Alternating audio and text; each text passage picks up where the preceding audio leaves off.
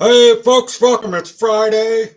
It is your dude, Justice Truth, the dude in the house coat, and he abides.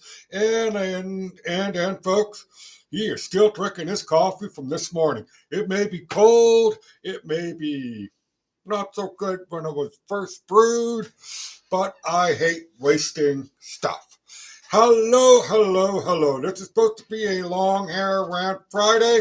As you can see, it looks like I have no hair except for eyebrows and I'm wearing sunglasses, but Long Hair Friday is a thing I'm going to try and make because it is going to be a rant and stuff, and I am behind schedule and a procrastinator and everything else. And I am wearing these sunglasses because I want to make it look like I'm looking at the camera more instead of not always on the eyeballs with the camera. Hello again. It is Friday. I said all this already. And it's a cold day here in Vanderhoof. Beautiful place, by the way, if you have never been in this area. It is about the best time of the year, just like the spring. We are a bird sanctuary, so the geese, the swans, the ducks, you name it, they're all flying south, and they like to stop in Vanderhoof as a layover. Yes, we are a bird sanctuary. Again, if you're a bird enthusiast, I highly recommend coming to Vanderhoof. There are plenty of hotels, campgrounds, and everything else. And yes, I'm promoting my community. And why shouldn't I? It is a decent place to live. It is very nice, small community. I just wish we may have a bit more, but I am happy that this community is what it is, folks. Yes, let's get right into it. Now, speaking of my home, let's talk about my older home, which is the Crowsnest Pass. It is day number 6 for a child that is missing. This child, is 6 years old, nonverbal autistic, if I'm saying that correctly, autism, whatever, despite all the hoopla that's going on around the world right now regarding autism. I think the single most important thing that I'm going to say today is let's find the child and hope the child is safe. The scone, if you all know, is lit. Today it'll be lit for the young child that is missing. I want to say his name is Douglas. I hope I am correct. Like I said, I'm behind on my job, wanting to do a show, and I'm a bit of a procrastinator.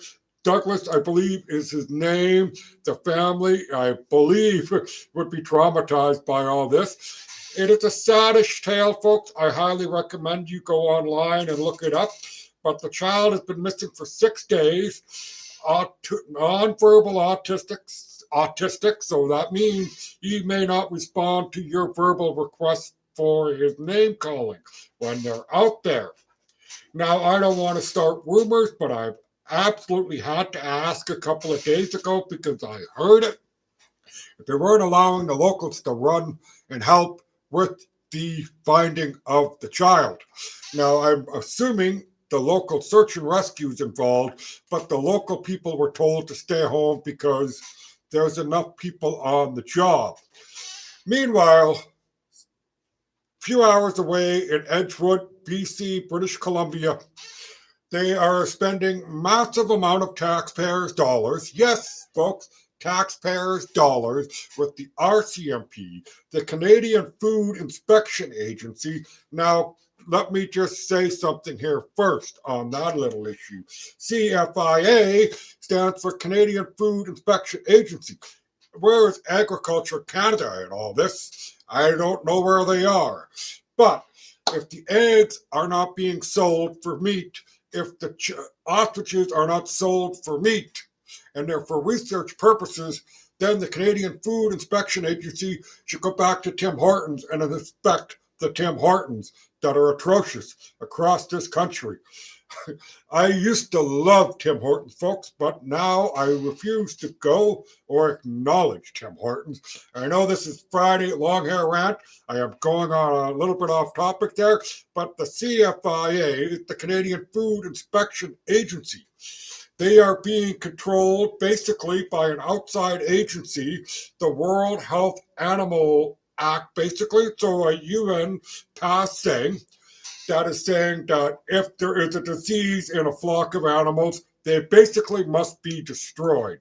Now, folks, I am not going to give you pictures. I'm not going to give you graphs. I'm not going to say, look at this. It's up to you. Individually, I can't convince you of anything to look at whatever I put on my screen, but I can hopefully convince you to go have a look for yourself. That is more important than me showing you anything out there. That is just the same as me not showing you the picture of the child. Now, if you go on X, there is a thing called a search button. You could type in Crowsnest Pass in the search with a comma. Yes, a comma. And then you type in missing child. You will be up to date within the hours of what actually is going on with that missing child on X, formerly known as Twitter. And the beauty of this little function of search, it also has the latest. Click on that and you will be updated instantly to whoever has uploaded information on the missing child that is in the Crowsnest Pass. It's the same thing with the ostriches. I could show you so much, and I've found out so much more, that the farm failed to do proper biosecurity measures when these birds were destroyed. Or dead, sorry, not destroyed, but they were dead. They didn't follow proper procedures on disposable animals.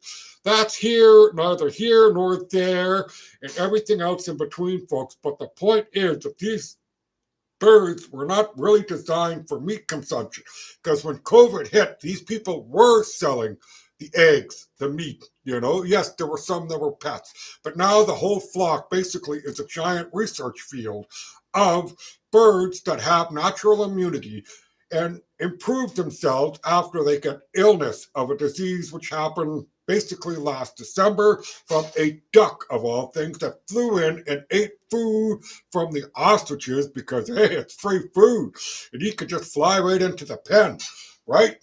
But how many days has it been? It is now darn near October. This was last December. They're refusing to test the animals. The animals are $20 to test per animal, basically. But the company, CFIA, is telling the farm that every animal that they test will be a $200,000 fine.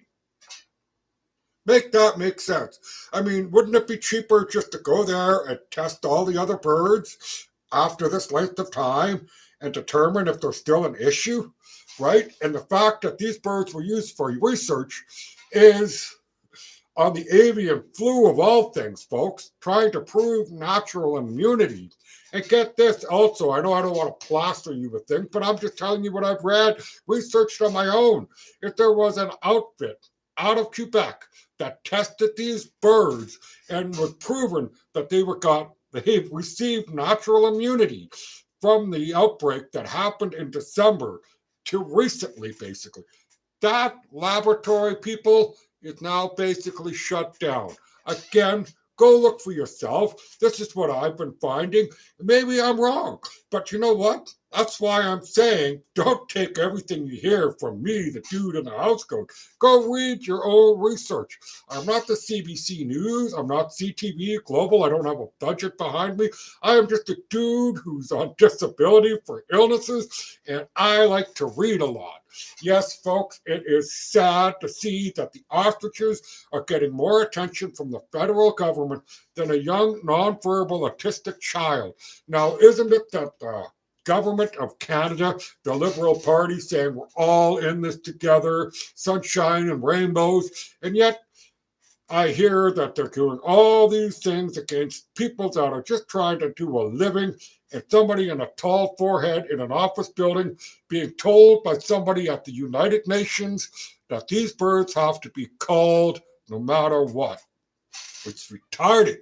When did my sovereignty, my personal sovereignty, your sovereignty within this country is being dictated by somebody that does not live in this country, nor completely understand the situation that's going on, other than to say, we made rules in the Geneva thing, the United Nations, whatever you call it, in a tiny little room with a bunch of other tall foreheads that we're going to dictate from New York, basically, at the United Nations building, a tiny little community in British Columbia, in the middle of nowhere. Beautiful area, by the way. I've been there and I'm in the area, not actually at the farm, but it's doing no harm.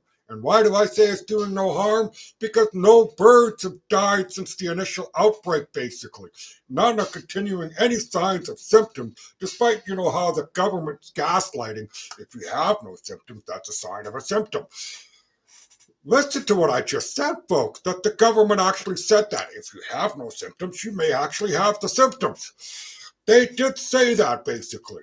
And we gobbled it up. Like, wow, sheep's, lemming, whatever you want to call it. And here we are today.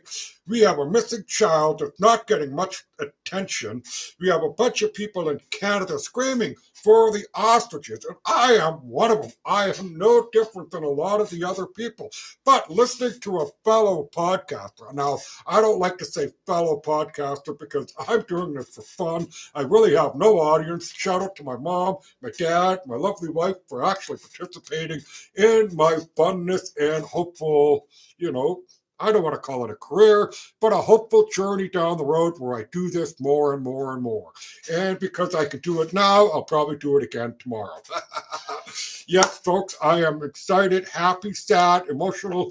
It is Friday. It was a lot of stuff to take in. I mean, I had tears of joy when the native band said, hey, they can't do anything on our unceded territory.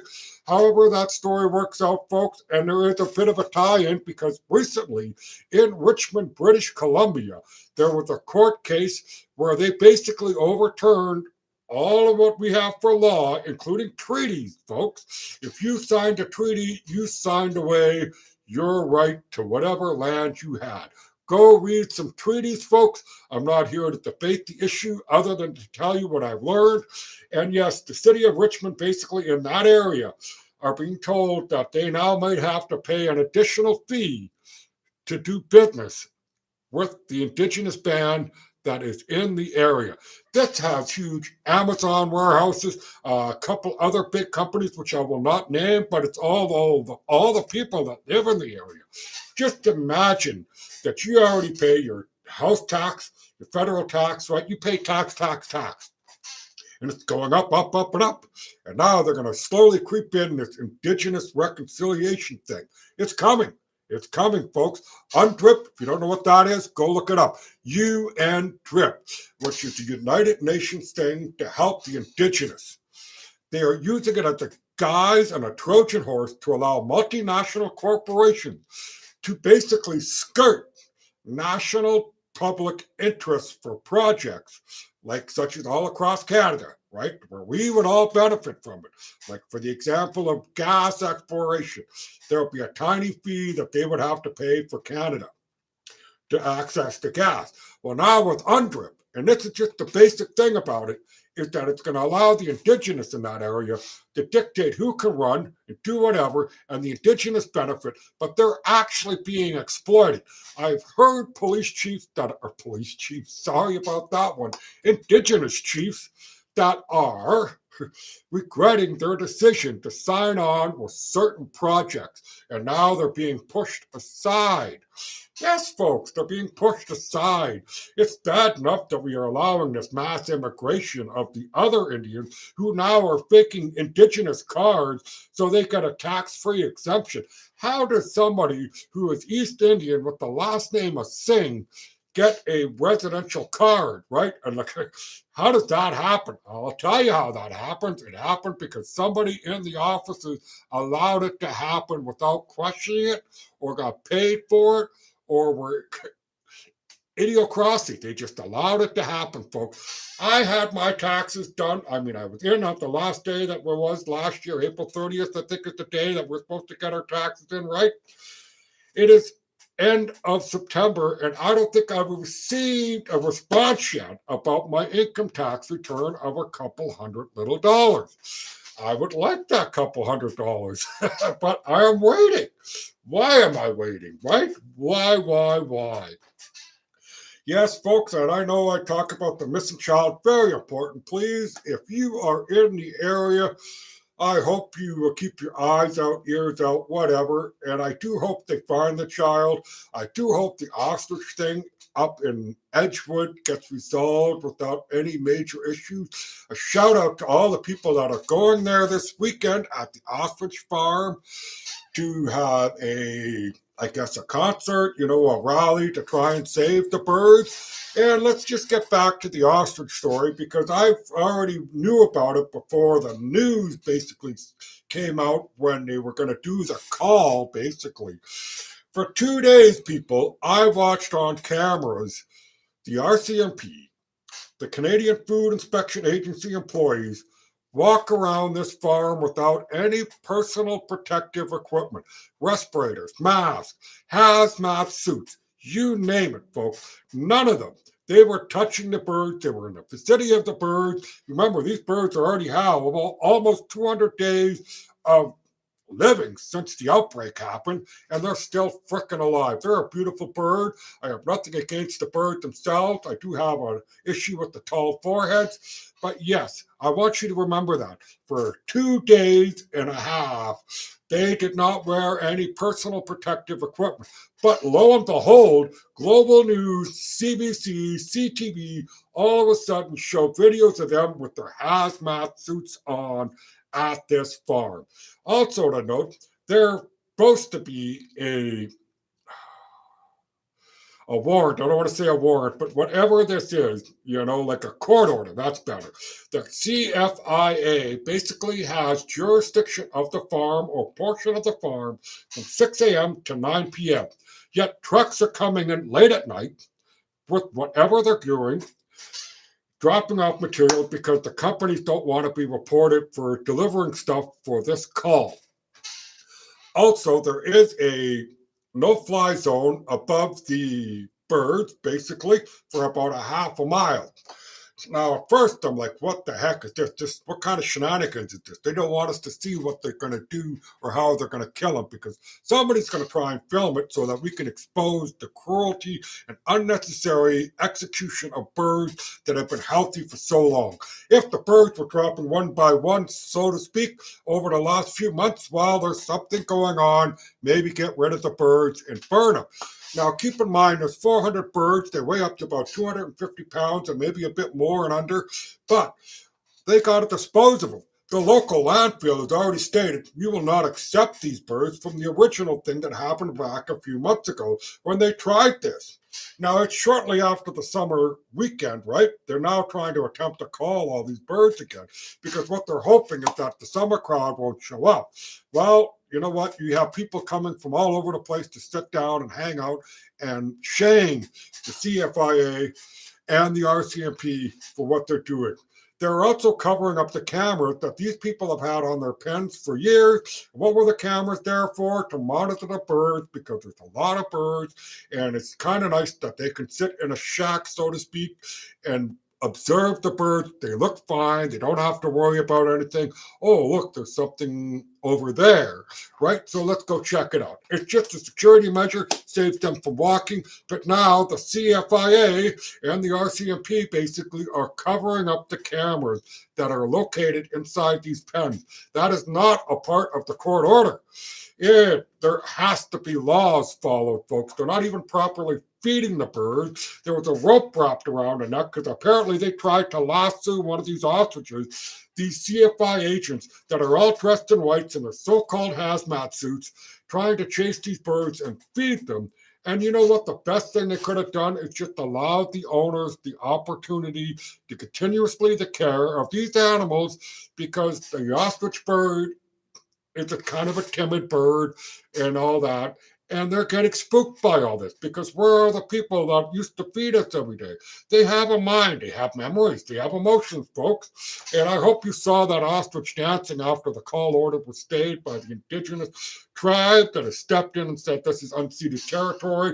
And let's hope the court case works out well for these people. And remember, the government is still there. There are about 50 officers. Yes, RCMP officers. I'm not going to say what exactly they make, but some of them make six figures, folks. And with the overtime that they're about to get by being in this operation, it is costing us a shitload. A shitload. And what do we got going on? Like I said, the missing child. There is somebody shooting at people along a highway in Saskatchewan. There is all the crime and rampant crime along the Toronto area and all that, people being shot, illegal guns. There was a guy downtown Toronto trying to set up a shotgun. Excuse me. He was trying to put a shotgun together. There was another fellow in Winnipeg who shot at a low-income housing building with a shotgun. And what does the government want to do? Oh my goodness, they want to go after the law-abiding citizens of this country who already jumped through hoops, through tapes, and everything else to acquire a firearm so they can hunt, sport, shoot, or do whatever. You know, we're not even allowed, apparently, to have a rifle shotgun for home defense in case it's needed. And I'll tell you what, after I heard about the court ruling earlier this year that says the government has no duty to care for its citizens, I say the citizens should be armed, pack and carry if you're not going to be responsible for caring for people. Just like Ralph Klein said back in the day when the RCMP were trying to take more rights away of the government about, crime and stuff and the right to defend your home. Well, I say this, just like Ralph Klein did, shoot, shovel, and shut up. And I'm not talking about you know what? I'm not going to get too much into it because that is just the way it is. And that's another thing about gun rights that I'm going to get right into here is the digital IDs, folks, that are now going to be passed in the United Kingdom. And this has been coming for a long time. They're trying to do it in Canada. They're trying to do it everywhere. Basically, folks, they're trying to say it's for your safety. And in the United Kingdom, well, it's the only way we'll know how to kick out the illegal immigrants that are working here. Holy shit. First, you create the problem by allowing these people to come in en masse, just like in Canada. Our population so exploded that my once town, that is a religious community of lots of European descended people, there is a sprinkling of East Indians when I moved here. There was a sprinkling of Filipino people here, and they're all good people. But now we're being flooded with the low IQ people because there's no vetting of who's coming in through the door. And I'm going to take a quick drink here because, heck, I have been just a yakety yak yak and I need a slurp. The people that are coming here, yes, folks, they're low IQ. There's no vetting anymore. That is why you're seeing people driving on the wrong side of the road. That's why you're seeing the car accidents with the big wigs, because the trucking companies, with the people that are operating these trucking companies, are bringing over these people that are very low IQ. And in Ontario, they allow the trucking industry, certain members of the trucking industry, to give licenses out themselves, not the government, the private enterprise. So they're teaching these guys the bare minimum. They don't speak English. They don't know how to properly drive these trucks, and they're on our highways. And to make that even a little bit more spicier is the fact that I listened to an East Indian trucking company operator who's been basically doing the job for 15 years.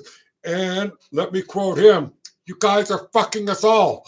And I hate to swear, but it's the truth. You're allowing people who are greedy, who want to make money, are exploiting the very people that they came from. And that's how they did it over there. And I'm not going to get into a whole thing and debate about that over there. But I will say this. They praise people who scam each other. They are looked upon as, oh, good for you, good for you.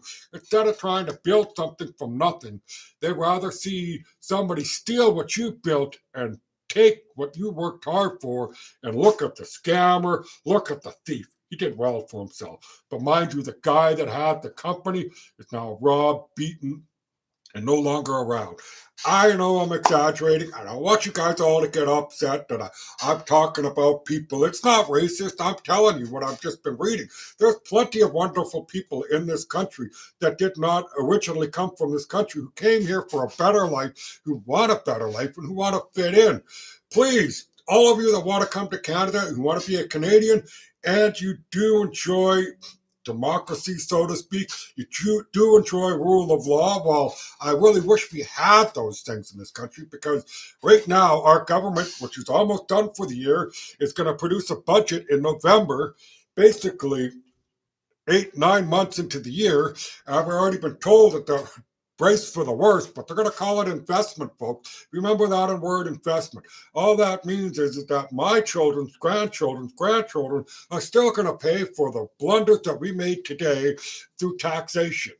We already have a shitload of taxes. We already have a bunch of people living here, freeloading. And get this, folks, those people that are here that are refugees have just been told by basically Immigration Canada, could have been another outfit, but let's just say Immigration Canada, that we are no longer supporting the hotel program. You have a week to go find other residencies. What's going to happen on Monday?